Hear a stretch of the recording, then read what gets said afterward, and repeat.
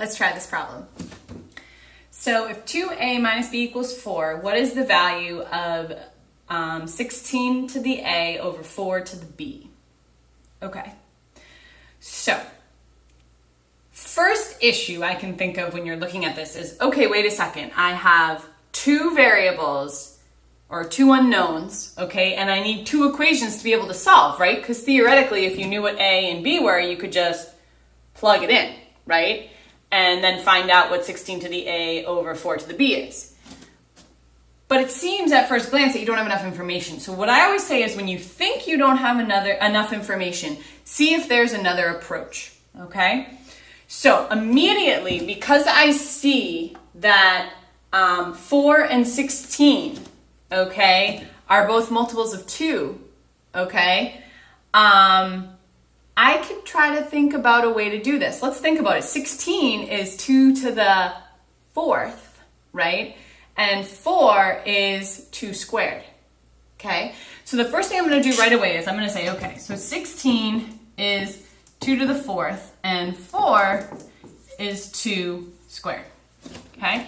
So what if I rewrote that, okay, as 2 to the 4th to the a over 2 squared to the b. Okay, so immediately you get stuck. Think if you can write numbers as powers with the same base. Okay, so in this case, it would be 2 to the 4th to the a over 2 squared to the b. Okay, and remember your rules of exponents. This is an a, by the way. That looks kind of like a 9. That's an a. Okay, so this is going to be 2 to the 4a over 2 to the 2b. Okay. Now what do I do? Okay. Still not sure, but I mean I can simplify this more to write it as just a number, right? I can write this as 2 to the 4a minus 2b, right? Because remember your rules for exponents again, okay? When you're dividing, you subtract the exponents. Like if I had, x to the 7th over x to the 5th, we know that that's x squared because it's x to the, if you want to see the middle step, x to the 7 minus 5, okay? All right, I'm going to erase that though so I have more room. Okay, so now what do? We say, okay, now we're stuck, right? So when we get stuck, look back at the other piece of information. So we started working here. So look back at this. 2a minus 4b equals 4. Okay. Well, they're saying 2a minus b equals 4, but I have 4a minus 2b. I don't know. Wait a second, though. Do you notice anything between the two? Well, 2a doubled is 4a, and b doubled is 2b, and it's subtraction. So this is just double that. So here's a key thing I always talk about with math that I think we as teachers don't talk about enough in the classroom, and that is to make math work for you. Don't let math own you. Don't let math tell you what to do. You tell math what to do.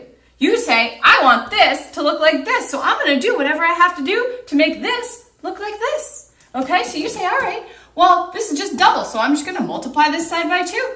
Okay? And then I end up with 4a minus 2b equals, now wait, remember, whatever you do to one side, you have to do to the other, so you have to multiply this by 2. Equals 8. Look at that. 4a minus 2b equals 8. This is 4a minus 2b, so I can just replace that with an 8. Okay? Now, I just need to know what 2 to the 8th is. Okay, now you could whip out your calculator for that if you're allowed to use calculators, if this is like a test question. If you're not allowed to use calculators, I'm just a big fan of doubling. I just think it makes life easier. So this is going to be 2 times 2 times 2 times 2, that's 4, 5, 6, 7, 8. Okay, so I'm going to actually come up here. So 2 times 2 is 4. Okay, dealt with that. Times 2, so doubled, is 8. Dealt with that. Times 2 again, we're at 16. Times 2 again, we're at 32. Times 2 again, we're at 64. Times 2 again, we're at 128. And times 2 again, we're at 256. Okay, there you go. So again, of course, you could use a calculator, but the answer is going to be, I'll just write it over here, to the 8th equals 256. Okay, so there's your answer.